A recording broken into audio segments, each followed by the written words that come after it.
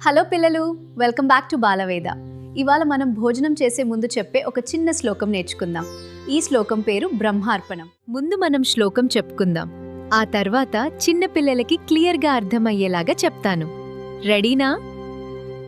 బ్రహ్మార్పణం బ్రహ్మహవి బ్రహ్మాగ్నౌ బ్రహ్మణాహుతం బ్రహ్మైవతేన గంతవ్యం బ్రహ్మకర్మ సమాధినః. సరే చిన్నపిల్లలు, ఇప్పుడు మనం ఈ శ్లోకానికి అర్థం చాలా సింపుల్గా మీలాంటి చిన్నారులుండే మీకు ఇంట్రెస్టింగ్గా ఉండే యానిమేషన్ ద్వారా తెలుసుకుందాం. హలో ఫ్రెండ్స్, మనం ప్రతిరోజు అన్నం తినే ముందు ఈ శ్లోకం చెప్పుకుంటాం. బ్రహ్మార్పణం బ్రహ్మహవి బ్రహ్మాగ్నౌ బ్రహ్మణాహుతం బ్రహ్మైవ తేన గంతవ్యం బ్రహ్మకర్మ సమాధిన. ఈ శ్లోకం అర్థం చాలా సింపుల్గా చెప్తాను, జాగ్రత్తగా వినండి.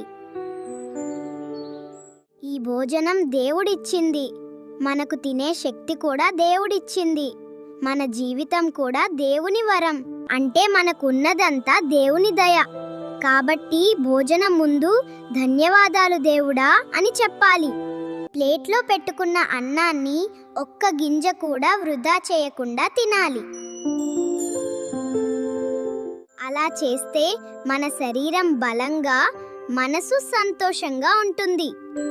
అర్థమైంది కదా ఫ్రెండ్స్? చూశారు కదా చింటూ ఎంత బాగా చెప్పాడో. మరి రేపటి నుండి ప్రతిరోజు భోజనం చేసే ముందు ఈ శ్లోకం చెప్తారు కదా, ఆహారాన్ని వృధా చేయకుండా తింటారు కదా? కామెంట్స్లో చెప్పండి. పిల్లలలో మంచి విలువలను పెంపొందించే మా ఈ ప్రయత్నం మీకు నచ్చినట్లయితే వీడియోని లైక్ చేసి మీ వాళ్ళందరికీ షేర్ చేయండి.